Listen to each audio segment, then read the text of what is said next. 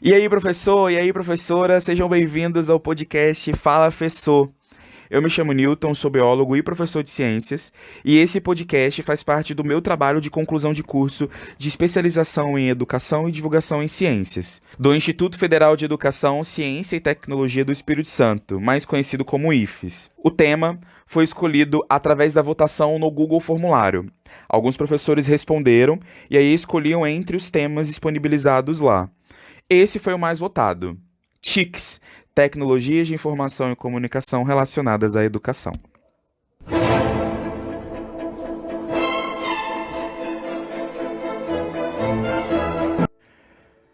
As tecnologias de informação e comunicação, ou TICs, são conjuntos de recursos tecnológicos em constante interação que proporcionam comunicação entre processos de negócio, pesquisa científica, no ensino e etc. As TICs ajudam a reunir, distribuir, compartilhar informações entre as pessoas que usam. Por exemplo, sites, balcões, serviços automatizados, equipamentos de hardware, que são os equipamentos de informáticas físicos, como computador, webcam, mouse, teclado. É comumente chamado de aqueles que quebram. E os equipamentos de software, que são os equipamentos de informática virtuais, como aplicativos, sistemas operacionais e programas. Nós estamos imersos na tecnologia o tempo inteiro. Por onde a gente anda, a gente tem ali uma tecnologia envolvida. O celular, a televisão, os computadores, notebooks, tablets, todos esses utilizam tecnologia. Eu aqui, por exemplo, estou sentado utilizando um tablet para gravar o podcast com um programa de gravação, olhando para um notebook, lendo roteiro, que é onde foi digitado dentro de um programa de digitação de arquivos. Então, o tempo inteiro a gente tem aqui o envolvimento de tecnologia. Além dessa imersão, existe a atualização dessa tecnologia, né? Vira e mexe, aparece aí o celular com uma mensagem, uma nova atualização chegou no seu dispositivo, tirando também os produtos que são vendidos todo ano são diversos celulares novos que aparecem.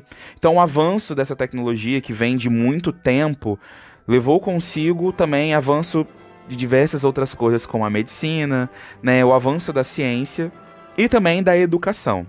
Na educação, a tecnologia ela pode ser uma excelente ferramenta, porque ela permite que os alunos ampliem, por exemplo, as fontes de busca e, consequentemente, o conhecimento. Ao mesmo tempo em que as tecnologias de informação e comunicação, elas trazem diversos benefícios, elas também podem trazer prejuízos ou retrocessos. Podemos destacar aqui, por exemplo, a falta de comunicação entre as pessoas, a falta de pensamento, as informações são jogadas ali o tempo inteiro de forma muito rápida, acaba que não dá para argumentar muito sobre aquilo, nem de criticar muito aquele conteúdo que a gente está vendo. As TICs, elas facilitam a chegada do assunto, mas ela não abre muito ali a mente para criticar sobre aquilo que está sendo lido ou que está sendo assistido. Essa relação entre tecnologias de informação e comunicação e educação não é de agora. Na década de 90, começou-se a utilizar a internet para se fazer o ensino à distância, que antes era feita a venda de livros via jornal ou telefone.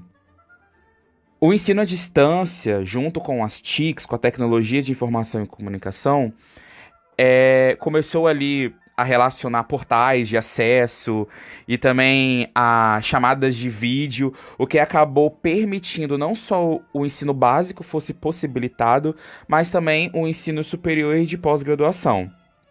Durante a pandemia, o EAD se tornou uma grande alta no mercado. Essa pós-graduação do IFES que eu estou fazendo agora, ela está sendo EAD justamente por conta da pandemia. Antes ela era presencial. E junto com essa entrada forçada por conta da pandemia da EAD nas vidas, tanto dos professores quanto dos alunos, outros problemas surgiram. O problema é que antes era as tecnologias dentro da sala de aula, que o aluno fica disperso, que acaba não prestando atenção no conteúdo que precisa ser dado e que ele precisa aprender, passa agora a ser a falta de capacitação de professores, e também as relações que precisam ser criadas entre o professor e o aluno, porque à distância essas relações são cada vez mais difíceis. E para se aprender um conteúdo via EAD, é preciso estabelecer uma boa relação e através do portal que fica ali, dos tons de voz que são utilizados, as respostas nos fóruns. Então, muitos problemas foram acrescentados na utilização entre tecnologia e educação.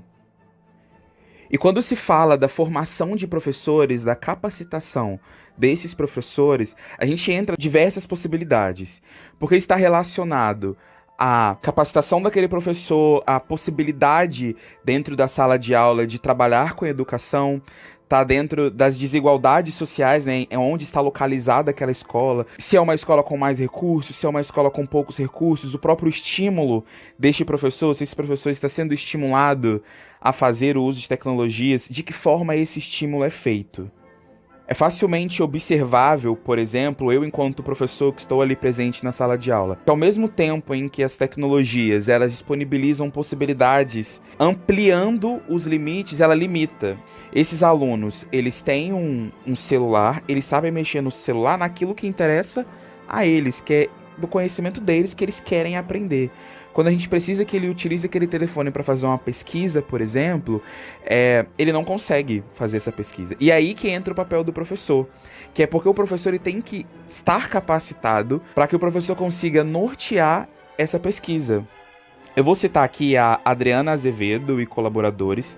Eles escreveram um artigo chamado TICs na Educação, Multivisões e Reflexões Coletivas. E eles citam assim: o desafio não está em conhecer os recursos tecnológicos e aprender a manuseá-los, mas recriar uma metodologia que não apenas use tais recursos, como a transposição da tradicional para o digital.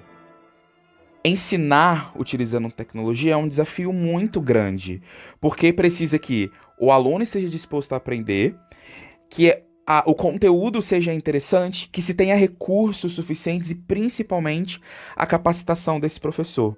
Que esse professor saiba pegar esses recursos, utilizar esse recurso. Pegar o material em sala, pegar lá e colocar o aluno na frente do computador, não vai mudar muita coisa. Ele precisa estar além disso.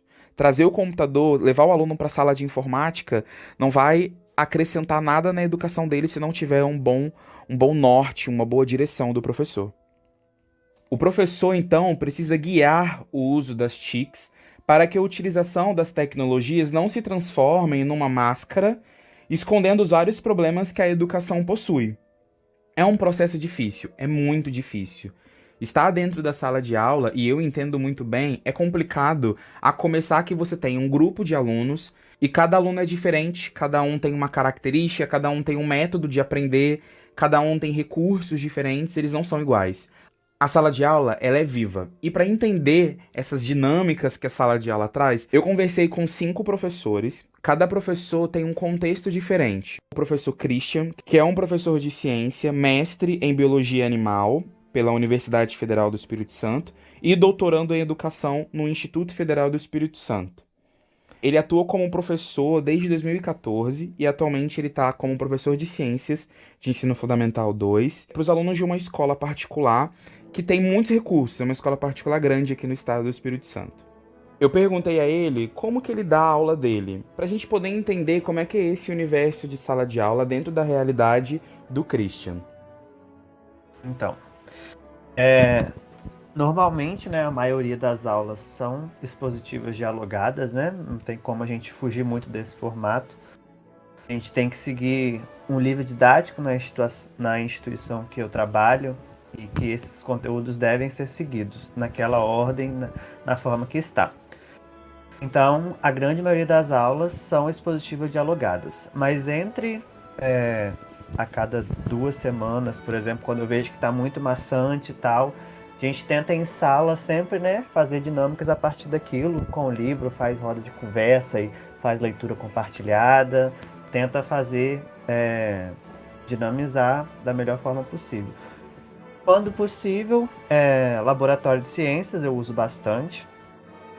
Na escola tem projetores em todas as salas, computadores em todas as salas, então utilizo demonstração de vídeos, imagens, Tem a sala maker, laboratório de informática, laboratório de ciências. Aí eu utilizo esses espaços sempre que possível. Mas se fosse falar a maioria das aulas, a maioria são expositivos dialogados em sala. A aula do Christian conversa muito com o formato que eu dou as minhas aulas. São os professores de ciências, né? Então a gente entende que há uma importância da visualização de imagens, de mostrar para os alunos aquilo que está além dos livros, de trazer vídeos, de trazer formas de se enxergar aquilo que eles estão lendo ou estão copiando. Trazer a imagem real para além da imagem da imaginação criada por eles. A Pamela também é professora de ciências, graduada em ciências biológicas, tem um curso de pós-graduação, aperfeiçoamento em design educacional e especialização em ensino de ciências e biologia. Atualmente, ela é minha colega de turma aqui no EDIV, no curso de especialização do IFES, que eu tô fazendo. E ela vai trazer um pouquinho dessa realidade de uma professora de ciências que entende a importância da visualização de imagens, de se assistir vídeos dentro do espaço de escola pública. Eu fiz a mesma pergunta para Pamela. Como que é a sua aula? E olha o que ela respondeu. Bom, as aulas de ciências basicamente são em sala de aula, né? Os recursos são um pouco limitados, então as aulas geralmente, em grande maioria, é quadro, branco, pincel e o uso do livro didático. Então as aulas, assim, 80% das aulas funcionam dessa maneira, né? Na escola hoje nós temos o laboratório tem data show, e a internet na escola ainda é uma coisa assim que funciona um dia, no outro não, funciona até determinado horário, sempre cai. Então é meio que na sorte, né? E às vezes a gente consegue fazer uma aula diferente, como no laboratório ou usando o auditório da escola, com filmes, utilizando seriados e outras coisas, né, como recursos. Hoje o laboratório da escola está sendo utilizado por outros professores, né, que eles estão fazendo reforço no contraturno. Então, assim, para eu poder utilizar o laboratório é meio que uma burocracia. Eu tenho que marcar com o professor poder remanejar a turma que ele está naquele espaço para um outro local para eu poder estar utilizando. Então, por causa dessa questão estrutural da escola, hoje as aulas se baseiam basicamente em sala de aula mesmo, com quadro branco, pincel e livro didático. Então, assim como para Pamela, para o Christian e para mim e para vários outros professores de ciência, a tecnologia é uma excelente ferramenta, porque ela colabora com o aprendizado, somando, acrescentando ao conteúdo do livro ou do quadro. Mas será que isso funciona para todos? Eu também conversei com uma professora de português, a Irene. Ela dá aula numa escola particular pequena, com poucos recursos tecnológicos. A Irene é professora de português e redação na escola, formada em letras português pela Universidade Federal do Espírito Santo e também graduanda em pedagogia na mesma universidade. Então, eu trabalho com alunos do Fundamental 2, do 6º ao 9º ano. E lá nessa escola que eu estou hoje, eu ministro português, que são 5 aulas na semana para todas as turmas, e redação, que é uma vez por semana para todas as turmas. A escola, ela tem um sistema apostilado, né? Ela segue lá um material específico que foi adotado pela escola. E as minhas aulas são planejadas com base neste material. De modo geral, eu vou seguindo o que tem que ser dado pela apostila. O meu planejamento, ele é feito todo em cima da apostila. O que eu quero levar além, eu faço nas brechas que são possíveis na medida em que eu vou avançando ou não com os conteúdos. Então, quando a gente trabalha numa escola em que o sistema é esse, a gente tenta, quando pode, fugir do que está lá, é estabelecido pelas apostilas. Quando não dá, a gente basicamente tem que seguir isso, porque quando isso não acontece, existe uma reclamação por parte dos responsáveis e também há uma pressão dentro da escola que todos os módulos, são 4 módulos, eles precisam ser trabalhados ao longo de todo o ano letivo. A dinâmica da sala de aula basicamente são aulas expositivas, né, porque o conteúdo do Fundamental 2 em língua portuguesa ele é muito gramática, as crianças veem gramática do 6º até o 9º ano. Nas aulas de interpretação de texto, a gente consegue dialogar um pouco mais. E também a escola adota alguns livros paradidáticos. E aí agora, com esse retorno para a sala de aula, considerando que nós tivemos 2 anos aí de pandemia, eu tenho tentado fazer com os alunos uma leitura compartilhada desses paradidáticos, porque eu tenho percebido uma dificuldade deles de sentar, se concentrar para ler.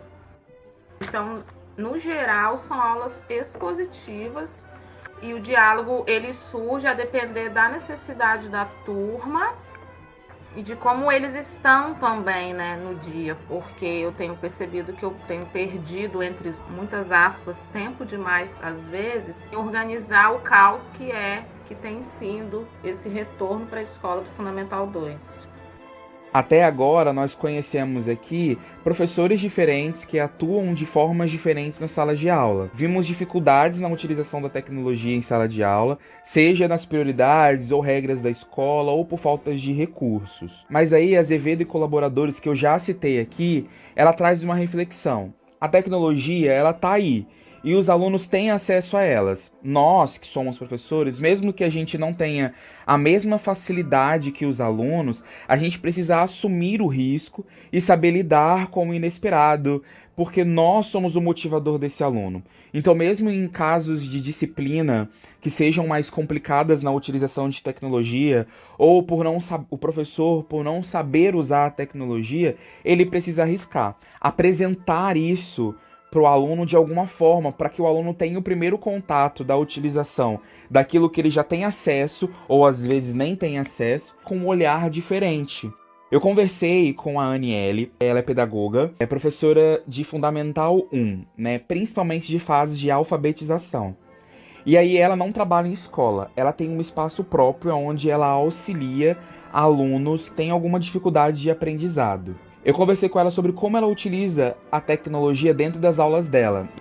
E aí eu queria saber, dentro do espaço que você atua, as TICs, você utiliza com qual objetivo? E, tipo, qual objetivo? São todos conteúdos? Se não são, quais são os conteúdos? Bom, o que eu utilizo hoje como tecnologia dentro de sala, eu uso muito jogos, por exemplo, suponhamos que eu estou trabalhando com a criança os fonemas, e aí eu tenho um jogo que eu posso trabalhar os fonemas com aquela criança. Eu vou usar como um método de ensino ali também, porque vai entrar como um apoio para mim. E aí a criança acaba estudando sem perceber. Alguns conteúdos como vídeos explicativos com um assunto mais complexo, que de repente com um vídeo eu vou conseguir fazer ela visualizar o que eu estou falando melhor, porque tem imagens, né? Então elas vão conseguir assistir. Acredito que fique mais fácil para a compreensão delas. Quando eu falo de computador, eles já ficam assim, nossa, vou mexer no computador. Então fica algo mais interessante, principalmente para aquelas crianças de classe média baixa, porque eu tenho alunos assim também, mesmo que sejam aulas particulares, ficam surpresos porque eles não têm computador em casa. Então é algo muito surpreendente para eles, mexer no computador, pegar no mouse e poder digitar o nome. Isso é tudo muito, nossa, muito fantástico, muito mágico para eles.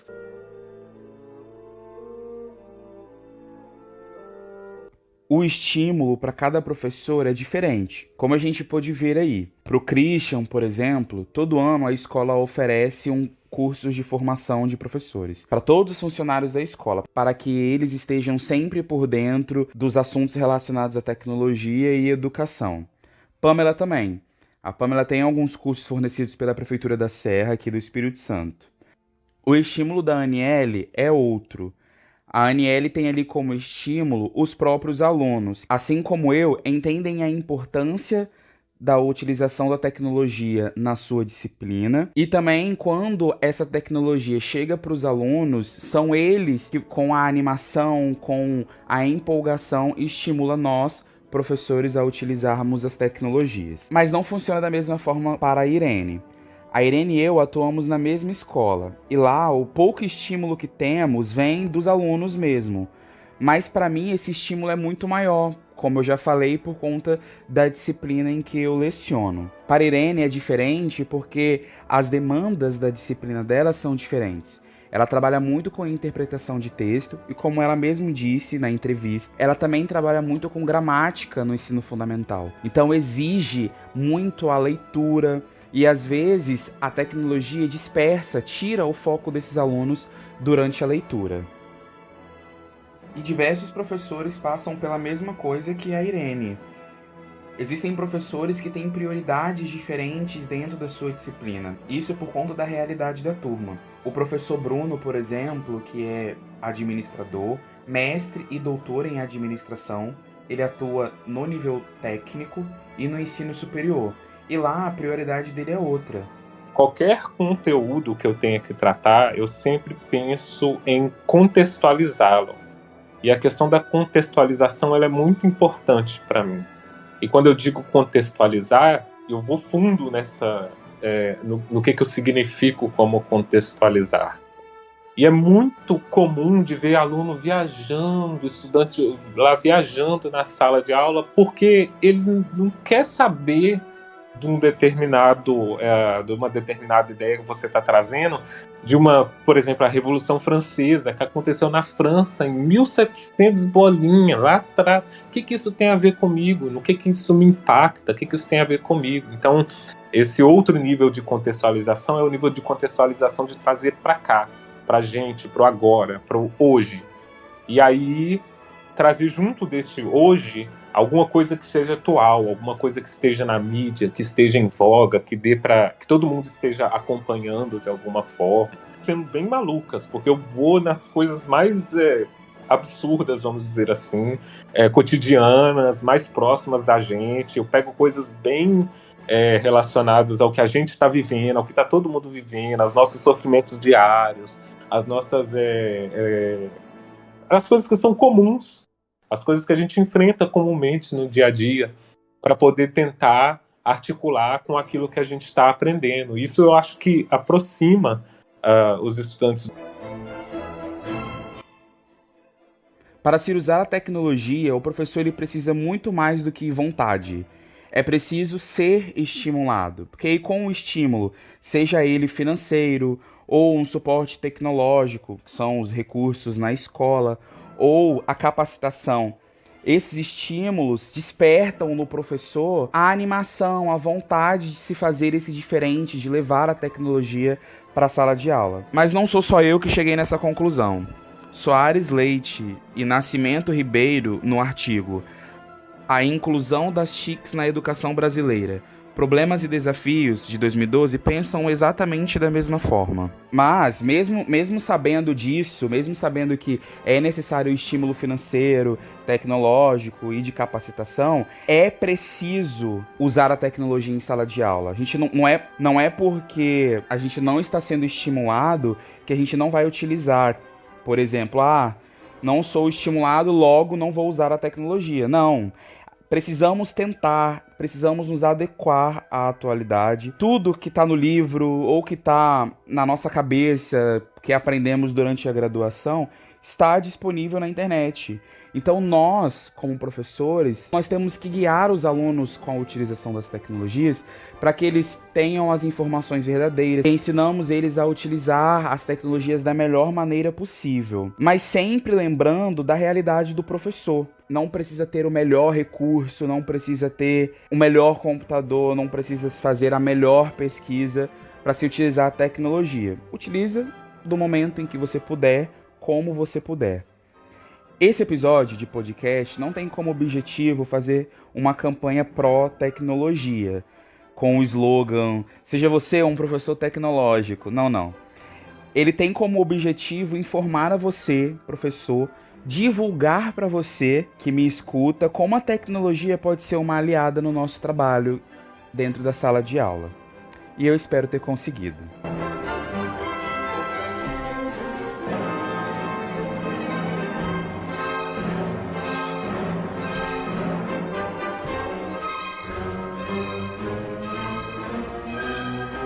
Já indo para o fim do nosso episódio, eu vou deixar aqui algumas plataformas que eu uso e que os professores que eu entrevistei também utilizam dentro das suas aulas. A primeira dela é a mais básica e mais comum, que é o PowerPoint. Ali vocês conseguem fazer a apresentação de slide para mostrar para os alunos, principalmente com fotos. Vocês podem colocar as informações de texto e também fotos, linkar vídeos ou baixar o vídeo da internet e colocar esse vídeo disponível no slide para eles assistirem.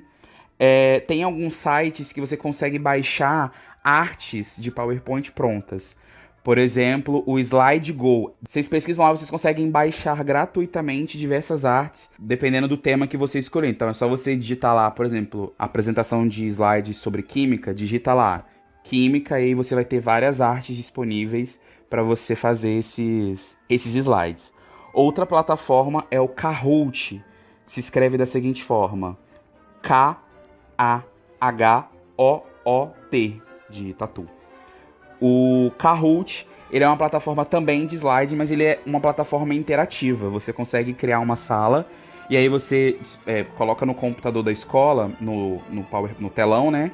E aí você pede os alunos para olharem o celular e sincronizar com a tela. E aí, no meio da apresentação de slide, você pode colocar uns quizzes, um joguinho de pergunta que eles vão selecionando no celular, e aí a resposta aparece depois num ranking, é super legal. O Quizzes, que se escreve Q-U-I-Z-I-Z-Z, Quizzes, ele também é muito bom e funciona da mesma forma. Outra plataforma ótima para fazer material é o Canva. O Christian, na entrevista, ele até cita que os alunos dele fazem guias didáticos, enfim, o material que ele cria dentro da sala de aula dele, utilizando o Canva. E o Canva é ótimo. E para nós, professores, a gente tem um plus aí, que é só vocês lerem as normas, né? Que vocês conseguem algumas artes que eram pagas de forma gratuita, já que nós somos professores. É muito bom o Canva, você consegue usar imagens muito legais, artes prontas, é maravilhoso. E algumas plataformas para leitura de artigos. Eu gosto muito do Super Interessante, se escreve tudo junto, Super Interessante, da revista April. Ela é paga, mas algumas revistas são gratuitas. E aí, num ciclo de uma semana, você tem acesso a alguns artigos gratuitos. E ele é ótimo, porque ele está escrito numa linguagem super simples, mas de muita confiabilidade. Eu usei o artigo deles falando quem veio primeiro, o ovo ou a galinha. Foi muito bom. E também o Herpeto Capixaba. Dentro do Herpeto Capixaba, que é uma organização que trabalha com herpetologia aqui no Espírito Santo, dentro lá você vai encontrar produções científicas, artigos científicos, e também alguns artigos mais voltados para o público leigo, com uma linguagem mais simples. Eu usei para um trabalho com eles, onde a autora escreve falando de répteis, utilizando a cobra Nagini de Harry Potter. É muito bom mesmo.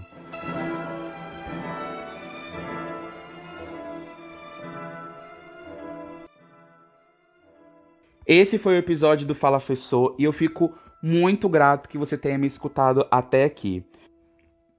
Gostaria de fazer alguns agradecimentos. Em primeiro lugar, a minha orientadora, professora doutora Isabela Lima, maravilhosa. Muito obrigado por toda a atenção e todo o suporte. A minha amiga Fabi, que divide orientadora comigo, que também foi uma pessoa brilhante, que me deu muito suporte para fazer esse TCC. O Adão, que me ajudou com a parte de gravação do podcast, ele me deu as orientações, me ensinou a mexer com as edições. Aos meus entrevistados, os professores Aniele, Irene, Christian, Pamela e Bruno. Também gostaria de agradecer ao IFES pela oportunidade de fazer esse trabalho, a você que me escutou e, por último, mas não menos importante, a minha família que também me dá todo o suporte aqui em casa. Muito obrigado e até a próxima.